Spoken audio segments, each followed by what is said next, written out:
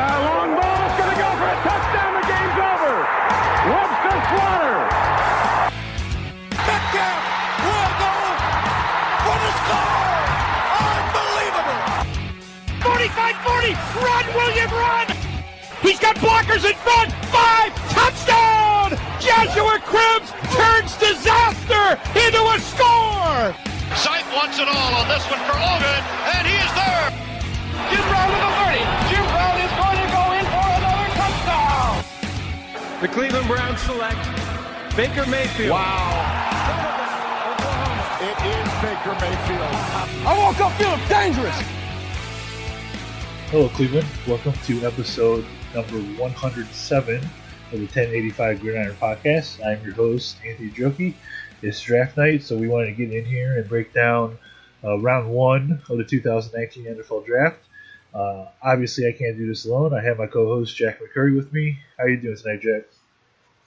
Doing well. It's been a long day, but it was a shocking and somewhat exciting NFL draft, even though the Browns didn't have a first-round pick. So we do definitely have a lot to discuss, though. It was definitely shocking in a few areas, and we'll get into that. But first, let's jump right off the bat. Kyler Murray went number one to the Arizona Cardinals. This was expected probably since Cliff Kingsbury was named the head coach over in Arizona. He coached them at Texas Tech for a little bit. So when you look at the Arizona Cardinals, Jack, what was your takeaway from them actually going with Kyler Murray at number one? It definitely wasn't surprising. It's been speculated since the combine when the GM said Rosen's our quarterback for now. And, that's when the speculation really started to build up that, Kyler was going to be the pick. And then, of course, the video with Kingsbury saying, just talking about how much he loved Murray. And then if he was an NFL team, he would draft him number one overall. And, it's just going to be interesting to see what they do with Rosen now. It's clear that he's not a part of their long-term plan. They didn't trade him tonight, which is surprising. Obviously, a team didn't want to give up a first-round pick for him. So it'll be interesting to see how that shakes out. But, I like Kyler Murray. Wasn't my favorite quarterback in this draft, but, it's going to be interesting to see how that all shakes out with him and Kingsbury. They definitely have a lot of holes in Arizona, so it'll be interesting to see how they fill out the rest of the roster with the rest of their draft picks. Yeah, I was of the contention that they should have definitely traded this pick, gathered multiple picks, because I don't think quarterback was much as a problem as the offensive line was last year. Rosen had such a tough time staying upright, and he was pressured. I want to say that they were pressured the third most in the NFL last season, if I remember that stat correctly. And that's not drafting another quarterback isn't going to fix that. They need to address their offensive line. Obviously with Kyler being a little bit more mobile, they won't have to do it as much, but they still have to address that position. Look, with Kyler Murray, the Browns will see him later in the NFL season, and facing a rookie quarterback late in the NFL season could be good news for the Browns. So that should definitely be an interesting game later down the road.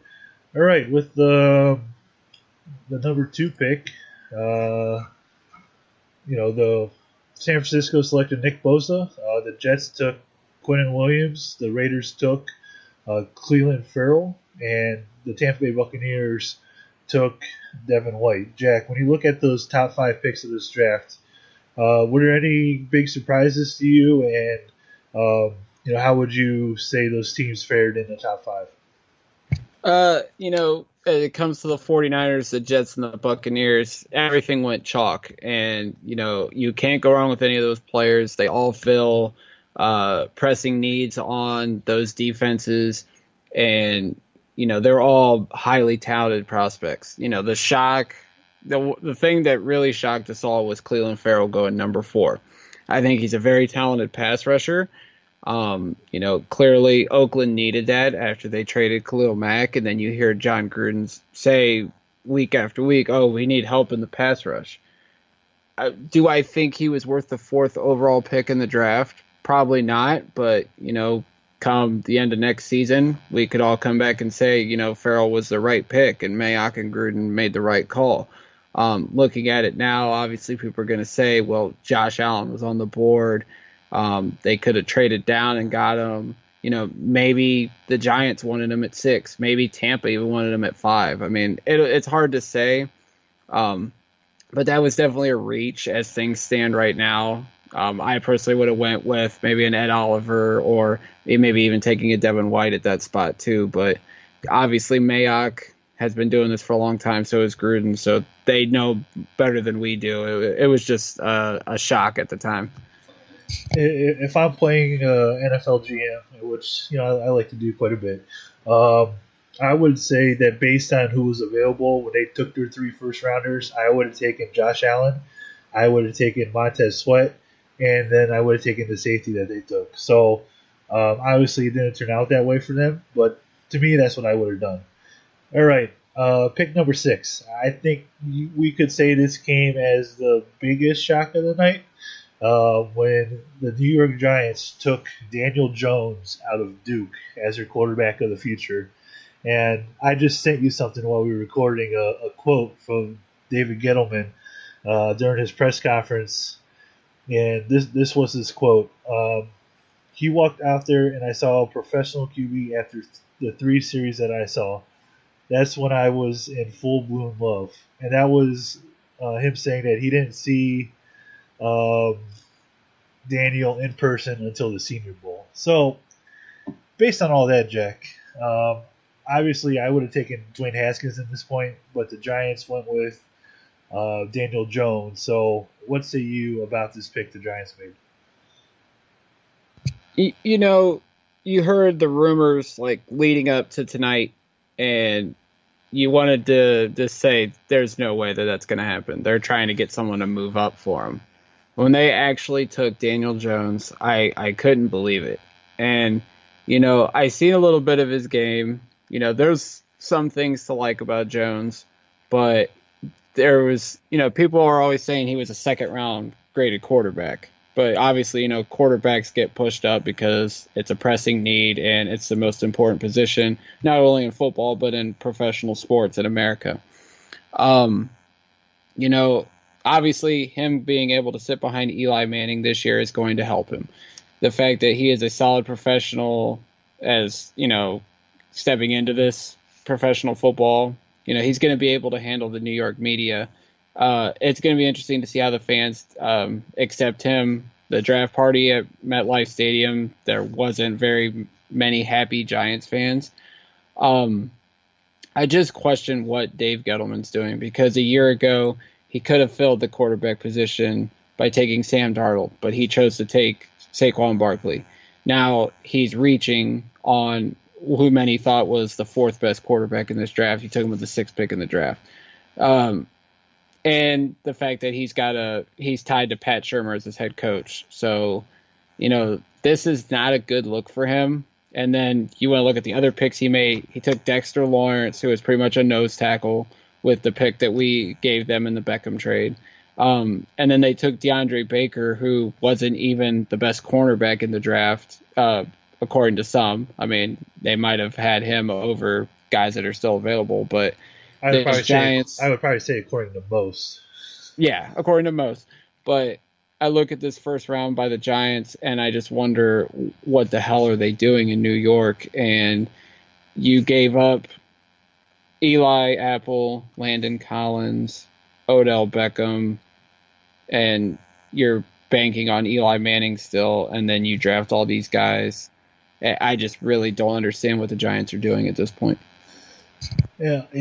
If this season turns out badly for the Giants, I can definitely see Dave Gettleman getting the complete chop out there, and that wouldn't be good news for them. A lot of Giants fans have said that the New York Giants are now the old Browns, and it's nice that we're not that team anymore, but it still kind of sucks that we were that team. All right, let's take a look at the rest of the AFC North, and then we'll get into some of the Browns talk. So the rest of the AFC North, the Cincinnati Bengals took offensive tackle Jonah Williams out of Alabama.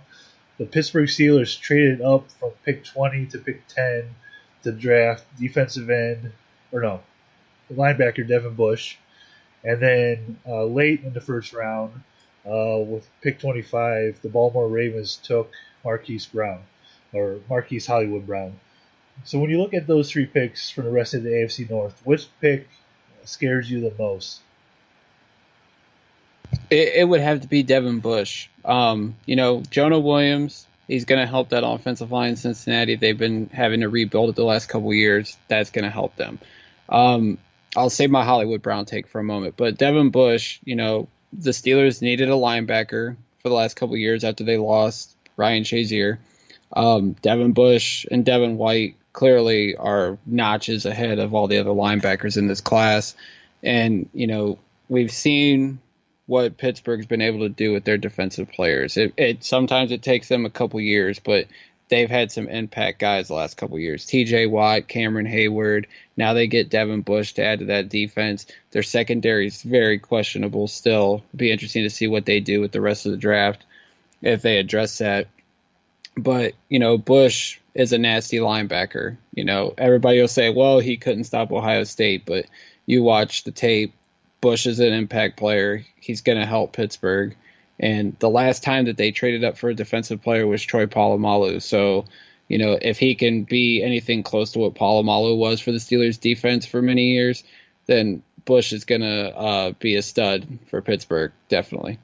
And you have to put in the emotional factor, I think, too, with him. He's definitely an emotional guy, as you saw in some of his games with Michigan. With him being a Michigan guy and now a Steeler, it's going to be definitely easy to hate him, that's for sure. For me, I think the Hollywood Brown pick by Baltimore is what scares me most. And I was listening on my way home from work, listening to Zagura and Joe Thomas and the others that were on their radio show. And, what they were talking about is how he's going to be able to stretch that defense or help stretch the defense while they're still going to be able to run inside with Lamar Jackson and the rest of the running backs. So he is somebody, they don't have John Brown, but he is somebody that is going to definitely stretch the defense vertically. And I don't know if he's going to be a problem as such, because I think Denzel Ward is one who could keep up with him. But I think that he's going to give plenty of defenses problems, especially the Browns. Oh, most definitely. When he's 100% healthy, which is obviously going to be key for him. He was rumored to be weighed around like 165, 170 pounds. It's a physical division, so hopefully he can, take the physicality that he's going to get. Him versus Denzel Ward is going to be a great matchup. Looking forward to that. And people want to knock that pick and say, well, he's not going to get much play because Lamar Jackson can't throw. The way Baltimore used him is the way they used him, but I would not knock Lamar Jackson's throwing skills. Go back and watch his tape at Louisville. The guy can throw a football. He's a great athlete, but he can throw a football. And like you said, he's going to be able to stretch that defense out, or stretch that offense out as the vertical threat and the deep ball threat in that offense. And yeah, they have, they're going to run probably a lot of 4 tight end sets, and they're going to run the ball a lot, but he's going to be an X factor on that Ravens offense, and it's going to be interesting to see how they utilize that. Definitely. All right, let's get into the Browns talk now. Well, before that, were there any other picks in the first round that really stood out to you, maybe as a surprise or maybe as really good picks? Jeffrey Simmons going 19 to Tennessee. We were all wondering where he was going to end up, whether he was going to be in a spot where the Browns would move up to get him.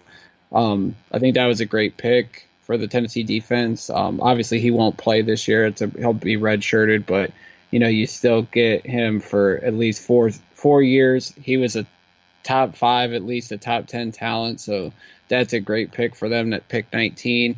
And then Andre Dillard, they were talking about some of these offensive tackles going very high. Some of them ended up falling for the Eagles to get him at pick 22. and to be the replacement for Jason Peters long-term at left tackle. Very good value pick by the Eagles front office. Who had the best first round for you? It could have been a team with 1 pick. It could have been a team with 3 picks. Who had the best first round?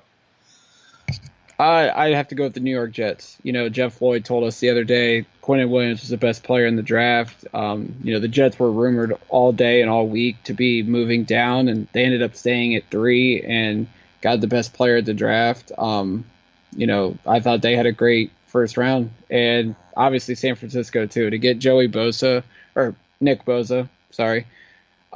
to get him to add to that defensive front, and now they're able to kick Eric Armstead inside, and to have him and D Ford as their pass rushers. Everybody's kind of been sleeping on the 49ers, but if Garoppolo could come back 100%, 49ers are going to be a dark horse in the NFC for sure this upcoming season. If I had to pick the best team or the best picks in the first round, I think it was Washington. Dwayne Haskins fell into their lap at 15, and they were able to trade back up into the end of their first round and select Montez Sweat, a very good pass rusher. So I think the Washington Redskins had a fantastic first round. The other team I thought that had a good first round but not very flashy was the Atlanta Falcons. They drafted both the guard and the center to protect Matt Ryan. Anytime you could do that, get 2 rookies in that offensive line and that interior offensive line. Well, my bad. They selected a tackle and a guard, not a guard and a center. But getting those 2 guys will definitely help out the offensive line in positions of need for them. Obviously they have a expensive quarterback that they need to protect. So I thought that they had a really good first round with them. All right, looking at the Browns now. They did not trade up. There were various reports and rumors swirling around that they could get back into the end of the first round there to take somebody. But John Dorsey said that the cost was too high and that each time that they tried to trade up, the player that they wanted was already gone. So obviously they were active, but they were not able to pull the trigger on any trades. Jack, were you disappointed that they were not able to get back in the first round for any particular player? Not really, because when you look at the who's left after day 1 of the draft, I have a list of players that I would like them to get tomorrow. I have like 19 players on this list, and I feel like obviously what he said, the cost to move up was too much for them. You looked to move up 20 spots. The Redskins gave up a 2nd-round pick next year. And Lane Atkins of the Orange and Brown Report tweeted out that teams were calling the Browns, in trade talks, and I would think it was probably like Seattle and New England, that they wanted both 49 and 80, and I think the Browns don't want to do that at this point. I actually think they want to add more picks tomorrow, so it'll be interesting to see what they do. But the talent that's still available on the board, the Browns are going to be able to get a solid player at pick 49 if they stay there. So I don't fault them for moving up because, like I said, there's a lot of talent left on the board. Yeah, there definitely is a lot of talent. And when it comes to trading up, I think I'm with you as well.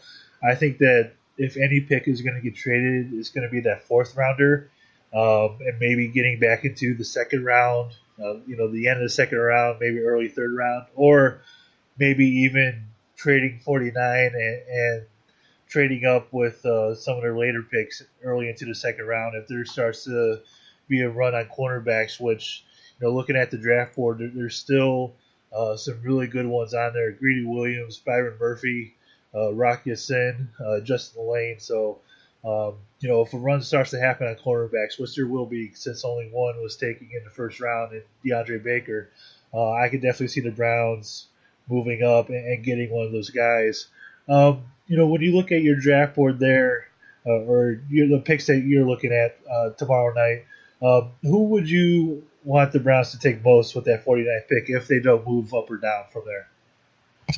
If they don't move, I'd want to see a corner or a safety. I know you mentioned, Greedy Williams is still on the board, Byron Murphy, Rock Ya-Sin, Julian Love out of Notre Dame, Justin Lane, a Cleveland native out of Michigan State, and then you look at safety. Juan Thornhill, Armani Hooker, Rapp, Chauncey Gardner-Johnson still on the board. Even looking at offensive tackle, you have Jawan Taylor, who many thought was going to go top 10. He's still there. Cody Ford out of Oklahoma is still there. Dalton Risner, who's a guy that Stephen Thomas and Jeff Lloyd have talked about a lot. Greg Little is still on the board. I'm looking at defensive tackle. Tristan Hill out of South Florida is on the board. Draymond Jones out of Ohio State. Edge. I think we talked about this before we recorded. You can never have enough pass rushers. Add some depth to the edge. Jalen Ferguson's a guy that I would love if he was there at 49. And I think every team likes him. He visited like 28 teams, I heard. And then I'm going to say it, wide receiver. I know people are going to say, Jack, you don't need wide receiver. We got Beckham, we got Landry. But then I look at it like this. I can't trust Antonio Callaway until he proves otherwise. And then I don't think Rashard Higgins is here long term. I think you got him for 2019. If he has a good run, he's going to get paid next offseason. So I'm looking at two guys. If they would want to do this at 49, or if they somehow get another second or third round pick, A.J. Brown out of Ole Miss, who I think is better than DK Metcalf when you look at him.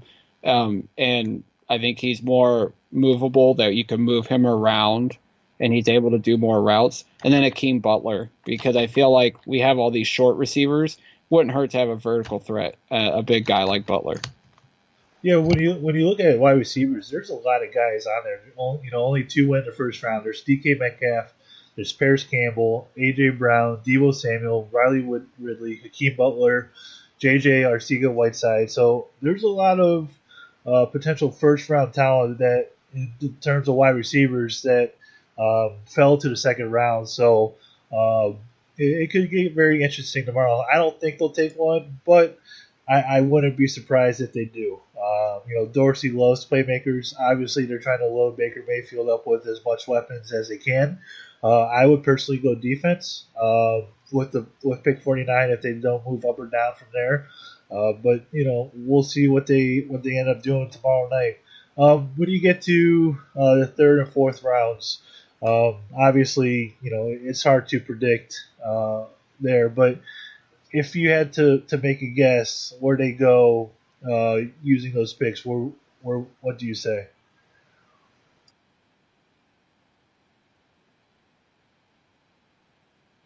I think the secondary is a big thing that they need to address. Obviously, their safeties, they're good for this year.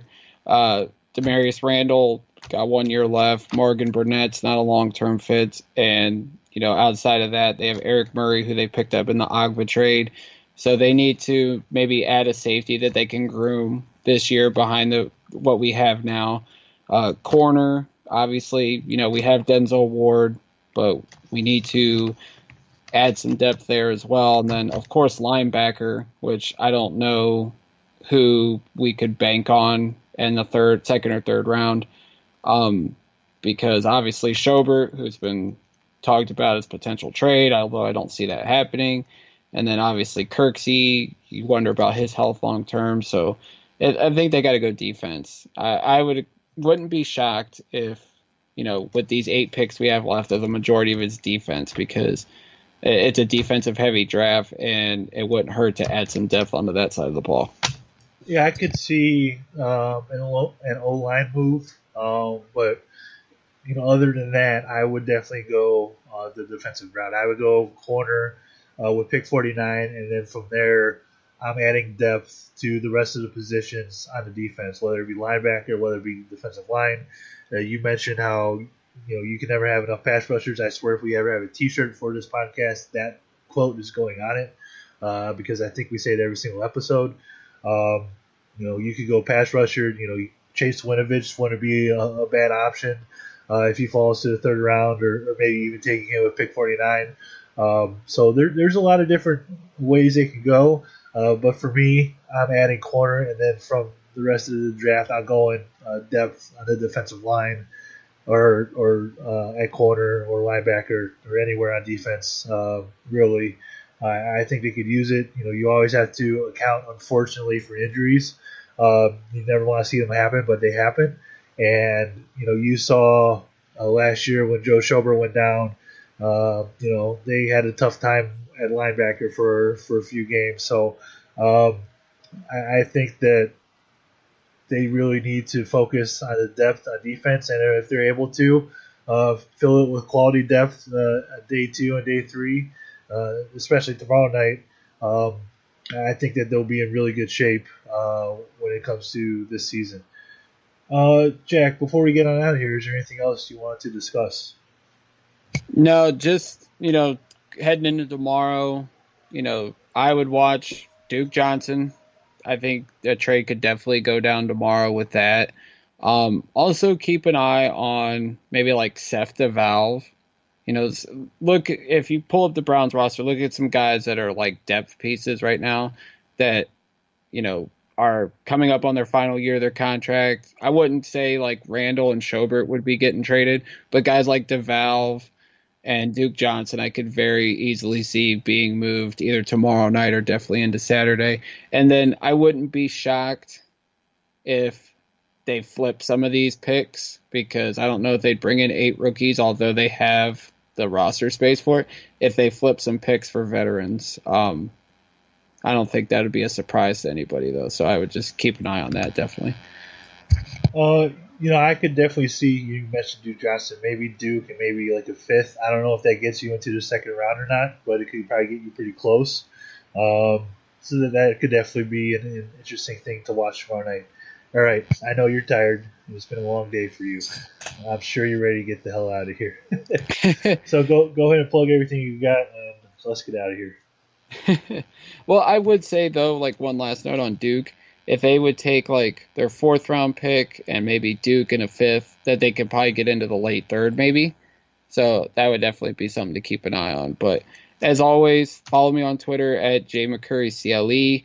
Check out my work at bigplay.com. I am now a writer and contributor over there, so definitely check that out.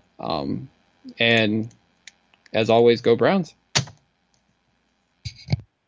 As always, you can follow the podcast on Twitter and on Facebook at 1085 Gridiron. You can follow me on Twitter at Anthony Joki. You can find our podcast on pretty much any platform that you listen to podcasts on.